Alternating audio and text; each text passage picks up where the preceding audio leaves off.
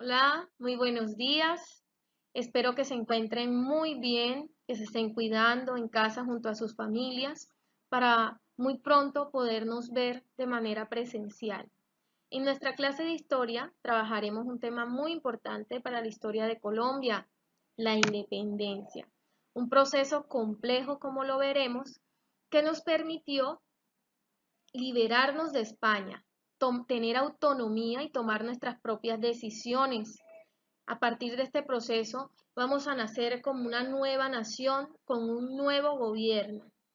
Ahora, veremos que la independencia no se dio de un momento a otro, fue un largo proceso, pues tuvimos varios momentos en el que se retrocedió en esta independencia, cuando luego de que nos independizamos el 20 de julio de 1810, por no ponernos de acuerdo, tuvimos una guerra interna que fue aprovechada por los españoles para reconquistarnos en 1816 y fue hasta en 1819 cuando en su campaña libertadora líderes como Simón Bolívar pudieron expulsar definitivamente a los españoles. Ahora, las causas, es decir, las razones que nos llevaron a pensar en independizarnos fueron muchas.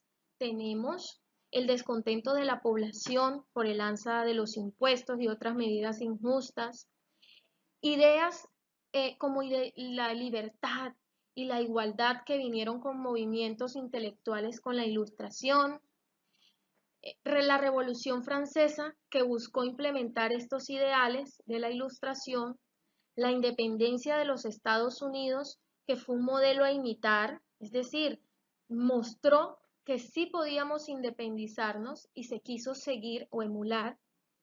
Igualmente, tenemos la invasión de Napoleón a España, que va a generar un vacío de poder. Por otra parte, otras razones que llevaron a independizarnos fue el descontento criollo porque no se les permitía participar debido a que eran hijos de españoles, pero nacidos aquí en América. Entonces, otra parte importante de este proceso y que debemos tener en cuenta es que no todo el territorio se independizó en la misma fecha. Hubo provincias que se declararon independientes, mientras otras querían seguir perteneciendo a España, como ya lo veremos. Ahora, antes de dar inicio a toda esta temática, los voy a invitar a ver el siguiente video. Hace mucho tiempo, cuando el mundo todavía era plano, hubo un marinero que dijo haber encontrado un atajo para llegar a la India. Se llamaba Cristóbal Colón. Pues sí, señor, que el cuento le sonó a los reyes de España y después de 2 meses larguitos llegó, pero a las Islas Bahamas. Hay que decir que ya se habían hecho viajes parecidos, pero con este se inauguró oficialmente el descubrimiento y la conquista de América. Y ahí empezó el desfile de barcos. Unos llegaban a La Guajira, otros a Urabá y otros no llegaban. Pasaron 18 años de ires y venires y después de muchos tires y aflojes se fundó el primer pueblo de Colombia. A partir de ahí los españoles se pusieron a fundar en busca del tesoro del Dorado, empezaron con Santa Marta y Cartagena y luego fueron abriéndose paso selva adentro poniendo nombres a diestra y siniestra. En esas pasaron 260 años. Durante ese tiempo los españoles trajeron y esclavizaron miles de africanos para sacar todo el oro y la plata que pudieron. Establecieron aquí sus normas, su religión, su modelo de ciudades, sus costumbres y su lengua. Y es que ser español en América era un sueño. Pero como ellos no eran los únicos acá del encuentro entre españoles, indígenas y negros, comenzaron a surgir mestizos, mulatos, zambos y además estaban los criollos, que eran hijos de españoles nacidos en América. El nuevo mundo exigía una nueva política. Hubo nombramientos y se establecieron gobernaciones y virreinatos, desde donde se administraba con el visto bueno del rey de España todo lo que pasaba en América. Y fue desde España que quisieron subirle los impuestos a todo. Pero claro, la gente se molestó en América. Una de esas personas fue una santanderiana que vivía del negocio del tabaco y sabía leer. Se llamaba Manuela Beltrán. Cuando vio lo que pasaba, se le saltó la piedra y delante de todo el mundo leyó y rompió el edicto donde se ordenaba el aumento de los impuestos. Al verla, la gente se enardeció. Hubo revueltas, ruptura de símbolos y se liberaron esclavos. Pero lo más importante, se reunió un ejército como de 20.000 hombres emberracados, los comuneros. Pues le tocó al arzobispo y futuro virrey Antonio Caballero y Góngora salir a negociar con ellos. Y a punta de palabra los convenció de calmarse y negociar. Pero como a las palabras se las lleva el viento, no alcanzó a pasar un año cuando los jefes comuneros, encabezados por José Antonio Galán, fueron ejecutados en la Plaza Mayor de Santa Fe. Como verán, las cosas no iban muy bien para los criollos.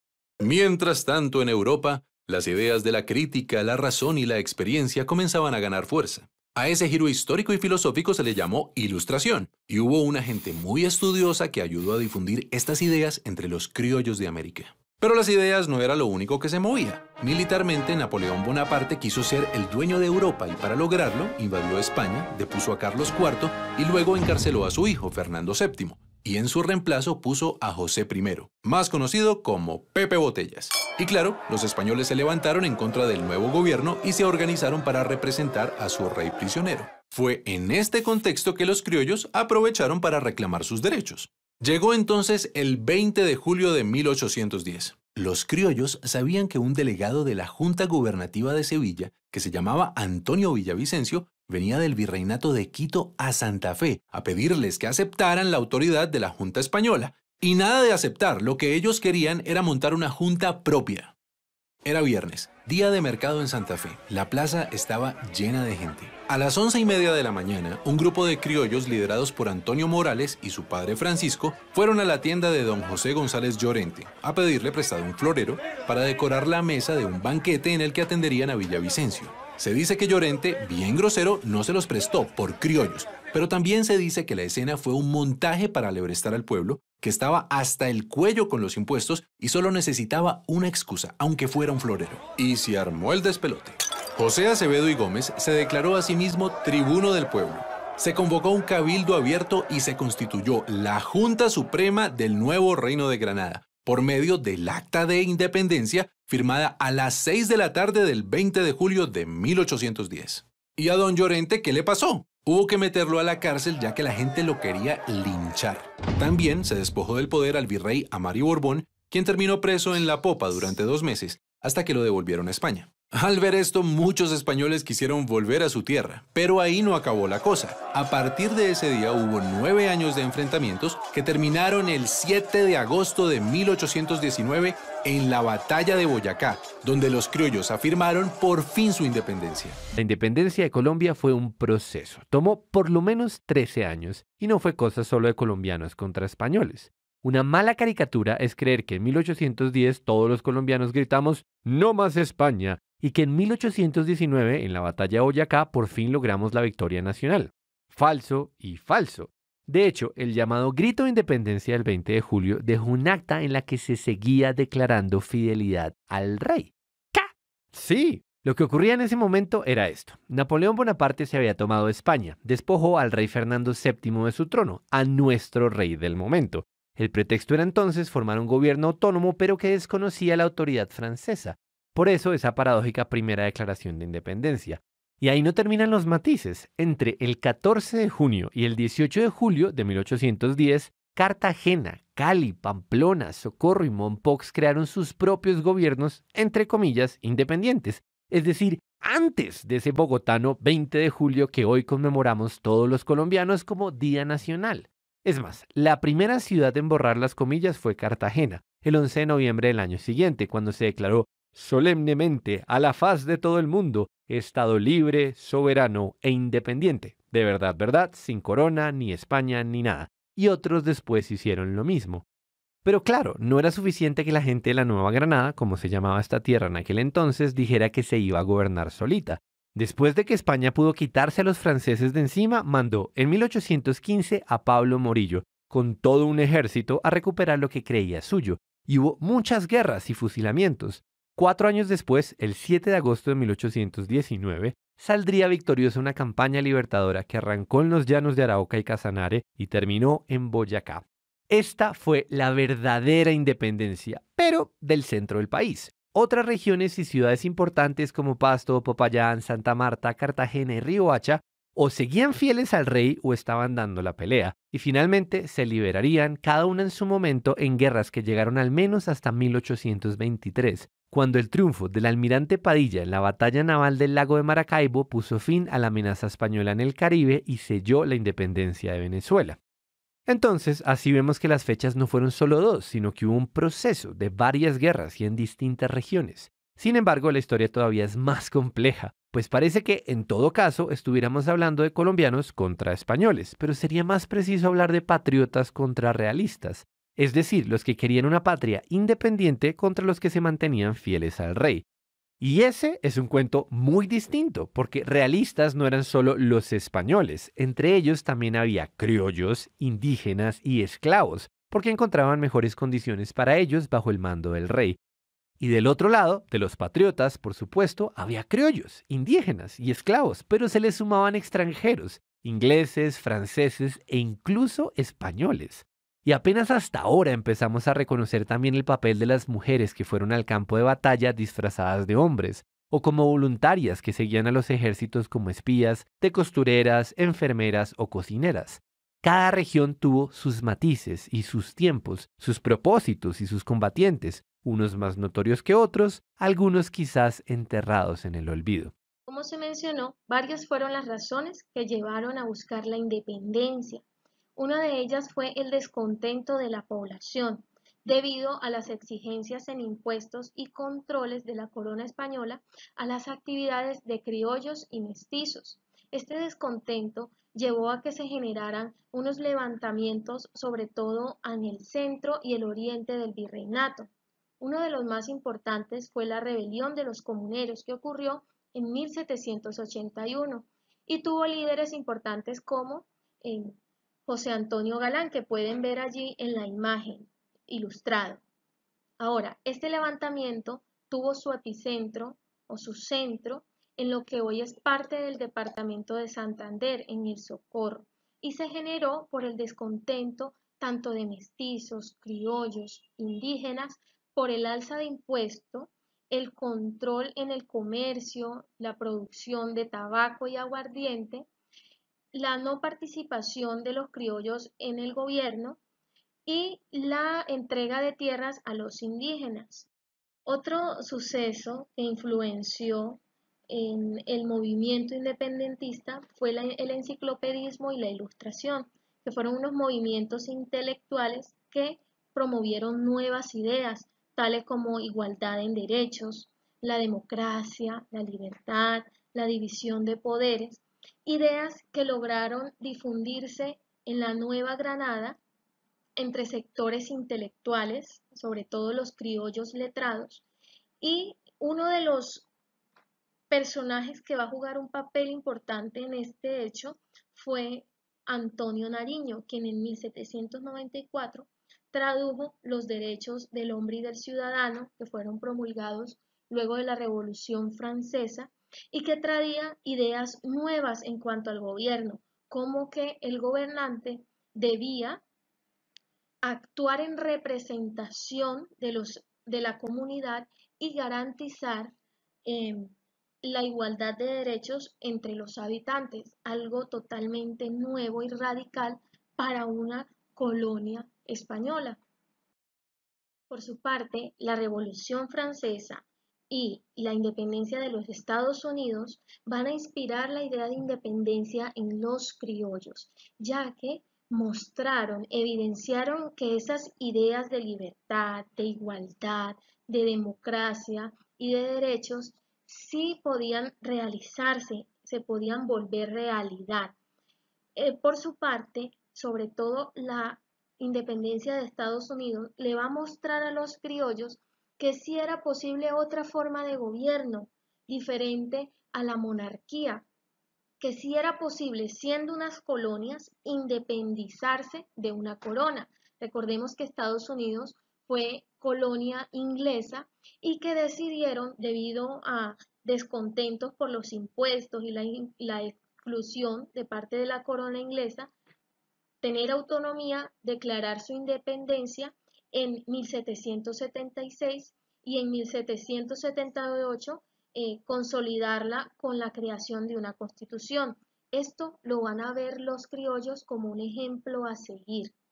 Es decir, si ellos pudieron, nosotros también podemos independizarnos. Otro de los factores que va a influenciar en la independencia van a ser los conflictos de España con otras potencias europeas como Inglaterra. Pero el hecho más importante en cuanto a la independencia va a ser la invasión de Napoleón a España en 1808, quien va a quitar del gobierno al rey Fernando VII y va a poner como gobernante en España a su hermano José Bonaparte. Este hecho va a crear un vacío de poder porque ni los españoles allá en España ni los españoles aquí en América van a reconocer este nuevo gobierno y se van a crear unas juntas que buscaban administrar y retomar el poder que antes tenía el rey Fernando VII. Así, tanto en España como en las colonias de América, se va a desconocer ese nuevo gobierno y se van a implantar unas juntas que van a ser aquí en América lideradas por los criollos. Una de las juntas de gobierno más importantes que se crearon en la Nueva Granada fue la Junta de Gobierno de Santa Fe, que se creó el 20 de julio de 1810, luego del suceso conocido como el Florero de Llorente. Para muchos historiadores, esto se trató de un plan ideado por un grupo de criollos para provocar a la gente y levantarla en contra de las autoridades españolas, convocar a un cabildo abierto en el que se iba a promover la creación de la Junta de Gobierno. Luego de la conformación de las primeras juntas, se van a dar una serie de conflictos entre los mismos habitantes de Nueva Granada. Resulta que no todos querían independizarse. Habían provincias como Santa Marta, Popayán y Pasto que querían conservar la autoridad del rey, y a estas provincias se les llamó realistas, quienes se enfrentaron a esas provincias que sí querían la independencia. En cuanto a las provincias independentistas, tenemos a Santa Fe, que en 1811 se declara como el Estado libre e independiente de Cundinamarca. Entre 1811 y 1813, provincias como Cartagena, Neiva, Antioquia, Tunja van a crear sus constituciones y se van a declarar autónomas e independientes. Ahora, no solo hubo enfrentamientos entre realistas e independentistas. Dentro de los independentistas hubo divisiones por la forma de gobierno que se quería implementar. Se crearon dos bandos, los centralistas y los federalistas. Los centralistas, liderados por Antonio Nariño, buscaban un gobierno fuerte desde el centro o la capital para proteger el territorio nacional. Luego, en esta forma de gobierno se debían aplicar unas mismas leyes para todo el país. Por otra parte, los federalistas, liderados por Camilo Torres, querían una forma de gobierno en la que las provincias tuvieran mayor autonomía y pudieran implementar sus propias leyes para asegurar la representatividad de todos los habitantes. Estas disputas entre ellos los llevó a enfrentarse a una guerra y a este periodo se le conoce como la Patria Boba. Esta guerra interna entre centralistas y federalistas debilitó al bando independentista, hecho que fue aprovechado tanto por el bando realista como por los españoles que buscaron retomar el poder en Nueva Granada. Ahora, en este mapa podemos ver las divisiones que se dieron entre las distintas provincias. Las provincias que están resaltadas con naranja, aquí al norte y al sur, fueron provincias realistas, es decir, que apoyaban el poder del rey, que no buscaban la independencia. Ahora, estas provincias que están aquí en el centro, verdes y amarillas, son las provincias independentistas que querían independizarse, pero recordemos que estas se dividían en centralistas y en federalistas. Entonces, las verdes eran las que promovían un gobierno federalista y las amarillas buscaban un gobierno centralista. Así debilitados, los independentistas van a enfrentarse a las tropas comandadas por Pablo Morillo, que fueron enviadas por el rey Fernando VII, quien logra retornarse a la corona española para buscar el control nuevamente del virreinato de la Nueva Granada y establecer su control y dominio nuevamente. El rey envía a Pablo Morillo hacia el año 1815 y solo un año después logran imponer nuevamente el virreinato en la Nueva Granada en 1816. Durante este periodo se van a capturar y fusilar muchos líderes independentistas como Jorge Tadeo Lozano, Francisco José de Caldas, Policarpa Salabarrieta o Camilo Torres.